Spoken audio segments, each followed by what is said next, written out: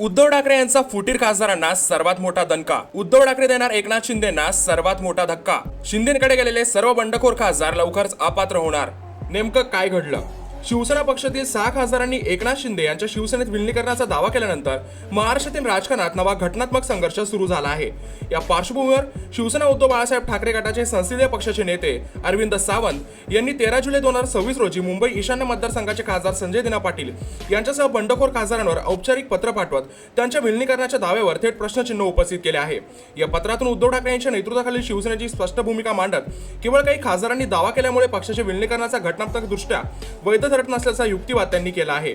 2024च्या लोकसभा निवडणुकीत संजय दिना पाटील, संजय जाधव, भाऊसाहेब वाकचौरे, ओमप्रकाश राजे निंबाळकर, संजय देशमुख आणि नागेश आष्टीकर हे 6 खासदार उद्धव बाळासाहेब ठाकरे पक्षाच्या अधिकृत चिन्हावर निवडून आले होते.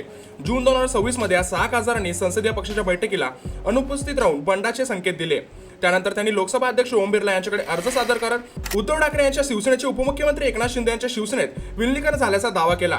शिवसेना पक्षाचे एकूण 9 खासदारांपैकी 6 खासदारांनी ही भूमिका घेतल्याने या संपूर्ण घडामोडींना पक्षात ऑपरेशन टायगर असे नाव देण्यात आले. अरविंद सावंत यांनी पाठवलेल्या पत्रात भारतीय राज्यघटनेच्या 10व्या अनुसूचीनुसार परिच्छेद 4चा स्पष्ट उल्लेख करण्यात आला आहे. पक्षाने पत्रात काही महत्त्वाचे मुद्दे मांडले आहेत. विलीनीकरण हे केवळ विधिमंडळातील गटाचे नसून मूळ राजकीय पक्षाचे असते.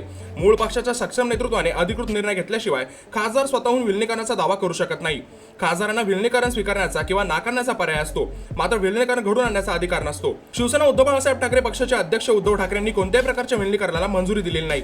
त्यामुळे 6 खासदारांनी केलेला दावा घटनात्मकदृष्ट्या ग्राह्य धरता येणार नाही असे पक्षाने स्पष्ट केले आहे. त्यामुळे आता या गोष्टीमुळे एकनाथ शिंदे यांना सर्वात मोठा धक्का बसणार असून त्यांचे 6 बंडखोर खासदार लवकरच अपात्र होणार आहे.